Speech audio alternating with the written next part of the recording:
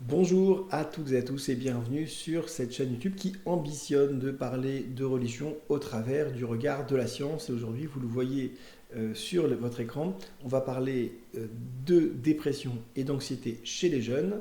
Est-ce que la religion, la spiritualité, ça aide? Alors, vous le savez, on a fait d'autres vidéos sur cette chaîne pour dire que de manière générale, effectivement, la religion, la spiritualité dans leur pratique, était quelque chose de nature à aider la santé en général, la santé mentale en particulier. Oui, mais là, aujourd'hui, on s'intéresse à une population plus particulière, où il y a moins d'études, et notamment moins d'études qualitatives, qui est les adolescents et les jeunes adultes. Est-ce que chez les adolescents et les jeunes adultes, il y a ou non un caractère protecteur ou négatif de la religion contre la dépression et l'anxiété? Donc dans le BMC, qui est un journal donc anglais de psychiatrie, un très bon journal. Des auteurs se sont proposés de faire une revue de la littérature avec une méta-analyse pour voir si effectivement les données acquises de la science dans cette tranche d'âge étaient intéressantes et ce qu'on pouvait conclure. Alors, comme d'habitude, comme toujours, ils vont mettre dans des bases de données des mots-clés qui les intéressent, donc religion, spiritualité, dépression, anxiété. Ils vont essayer ensuite de limiter la recherche parce que ça va leur amener des centaines d'études. Donc ils vont prendre des populations ciblées, notamment les jeunes. Ils vont s'assurer que dans les études, les variables évaluées ont bien été évaluées quantitativement. Est-ce qu'ils sont, quel est leur niveau de pratique, à quel point ils sont dépressifs ou anxieux, où ils ont été, où ils seront, etc. Bref, ils vont faire une méthodologie tout à fait classique pour essayer de faire une méta-analyse après cette revue de la littérature. Alors, à la fin, ils ont 29 études qui rentrent dans leurs critères d'inclusion et ils retrouvent globalement une tendance, j'insiste sur le mot tendance, à une corrélation inverse entre la pratique de la religion et la dépression et un peu l'anxiété. Ça veut dire quoi? C'est-à-dire que plus on pratique la religion, moins, en relation inverse, on a de risque d'avoir une dépression ou de l'anxiété. Donc c'est effectivement quelque chose qui étonne pas trop quand on connaît les résultats à l'âge adulte. Cependant, il faut être très clair, la qualité des études qui étaient à leur disposition, elle était pas toujours très bonne, même souvent mauvaise. Les très mauvaises, elles ont été exclues, mais souvent mauvaises. Donc ça, c'est quand même quelque chose d'important. Alors dans les éléments qu'ils ont retrouvés aussi, c'est que l'impact était plus marqué dans les pays plus religieux, ce qui est attendu. On se doute bien que dans un pays où c'est très mal vu d'être croyant et pratiquant, on nous prend pour un idiot si on est croyant ou pratiquant, on se dit quoi, t'as pas été à l'école, tu crois que le monde il a été créé en 6 jours, etc. etc.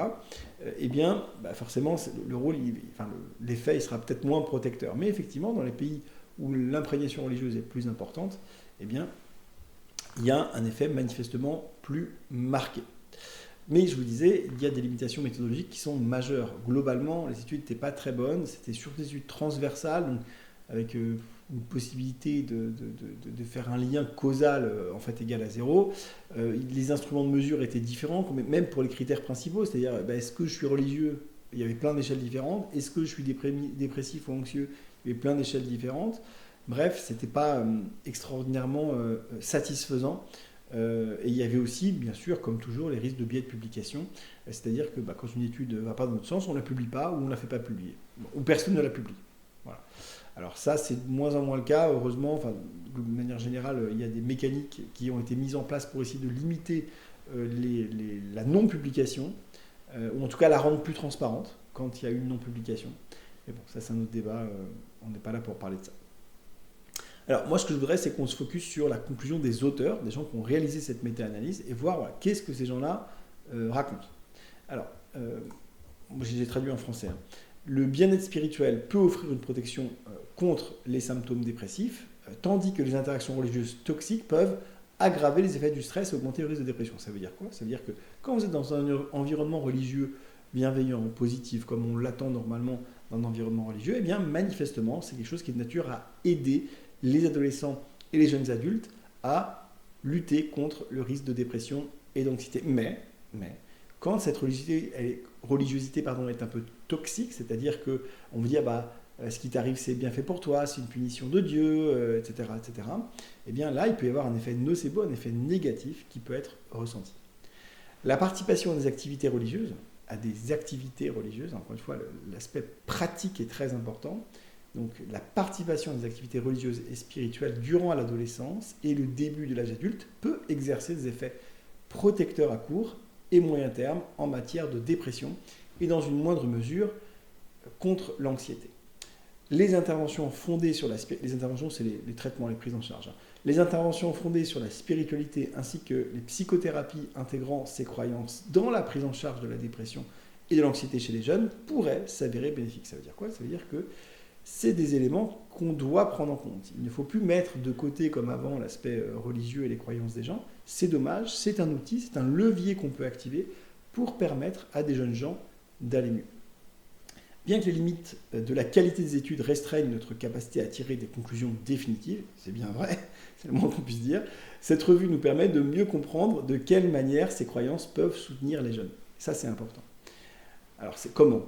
L'introduction, dès le début de l'adolescence, de concepts liés à la spiritualité. D'accord? Notamment, alors, ce qui a été traduit auto-efficacité, mais c'est self-efficacy, c'est peut-être un meilleur terme en anglais. Et le sens de la vie peut favoriser le développement du système de création de sens d'un jeune, influencer son identité et ses choix de vie et le préparer aux défis qui se présenteront au cours de l'adolescence moyenne à tardive. Qu'est-ce que ça veut dire? Ça veut dire que si un jeune ado ou un jeune adulte est exposé dès le début à des concepts de spiritualité, ça va l'aider, ça va lui donner des outils de création de sens. Alors, il y a tout un mouvement de gens, d'ailleurs plus dépressifs que la moyenne, qui considèrent, et ils ont certainement raison sur le plan technique, que le libre arbitre n'existe pas, qu'il n'y a pas de sens à la vie, que tout ça n'est qu'une illusion de notre cerveau, et c'est peut-être vrai. Ils ont peut-être raison, après tout. Quel est le sens de la vie? Est-ce qu'il y en a vraiment un? Pourquoi il y en aurait un? Après tout, c'est quand même une drôle d'idée. Hein. Bon. D'où on a un libre arbitre, où on a vu ça? On est des animaux déterministes au dernier degré. C'est leur argument. Et honnêtement, ils ont des arguments très solides, très très solides, n'en déplaise à ceux parmi les religieux qui veulent s'insurger contre ça. Ils ont des arguments extraordinairement solides. Il n'empêche que le réel, c'est que l'être humain est une machine à sens. Peut-être qu'il a tort de trouver du sens, il n'empêche, ça fait partie de son programme. Donc cet argument de dire mais de toute façon ça ne sert à rien, il n'y a aucun but dans la vie, tout est déterminé à l'avance et il n'y a pas de sens, cet argument en fait, il est à côté en fait, parce que ce n'est pas la question qu'on se pose. C'est pas le sujet en fait. Le sujet c'est que comme nous les humains, là c'est ce truc que vous pouvez toucher, d'accord, on est des machines à mettre du sens dans les choses, autant donner les outils à des jeunes gens dès le départ, ceux-là ou d'autres d'ailleurs, mais à donner des outils dès le départ aux gens pour que ces jeunes gens puissent avoir une interprétation du monde qui leur permette de survivre et de vivre avec moins de souffrance. Voilà. C'est très pragmatique en fait. Alors encore une fois, j'entends les discours intellectuels, scientistes au dernier degré, c'est très bien, aucun problème. Mais juste soyez pragmatique en fait. Si vous réclamez de la raison, n'oubliez pas que dans la raison, il y a aussi les émotions et le sentiment. C'est des choses qui existent. Vous ne pouvez pas exclure le mécanisme cérébral qui consiste à mettre du sens dans tout qu'on retrouve chez l'humain. C'est une machine neurologique à ça. On connaît les réseaux neurologiques qui sont obsédés par identifier, mettre du lien, mettre du sens. On les connaît. Si ça vous intéresse, je pourrais faire une vidéo sur ma chaîne principale là-dessus. D'ailleurs, je pense que j'en ai déjà fait. Oui, à mon avis. Bref, notamment sur le sujet des inférences bayésiennes. Bref, en tout cas, le réel, c'est ça. Donc, si on peut donner à des jeunes gens des outils qui leur permettront d'être plus solides plus tard, eh bien, c'est une bonne chose. Par ailleurs, je cite, la participation à des activités, encore une fois, des activités religieuses, lorsque la religion est perçue comme importante par les jeunes, peut leur offrir un soutien précieux durant cette phase de développement. Ces mesures devraient être combinées à des conseils visant à définir les objectifs clairs dans la vie et à promouvoir l'autonomie.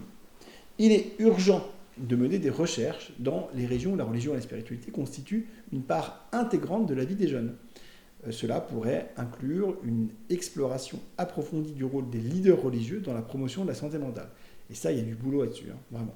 Ainsi que la recherche de nouvelles approches permettant de valoriser ces croyances tout en minimisant les impacts négatifs de la religion qui existent, on en a parlé tout à l'heure, afin d'aider à prévenir et à gérer la dépression et l'anxiété chez les jeunes gens.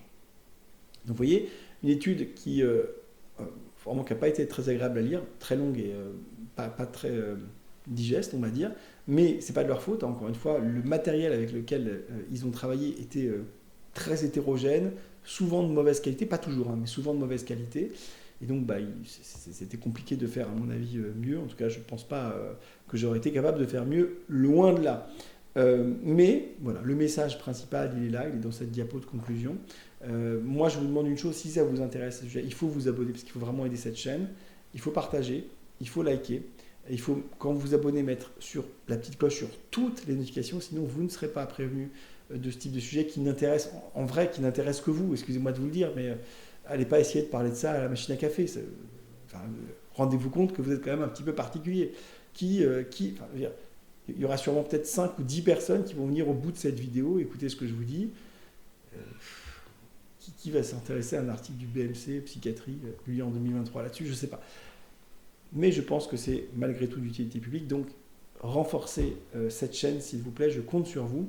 Et puis moi, je vous dis à très bientôt, je l'espère, dans une prochaine vidéo, grâce à vous, si vous m'aidez à me donner de la force. Bye.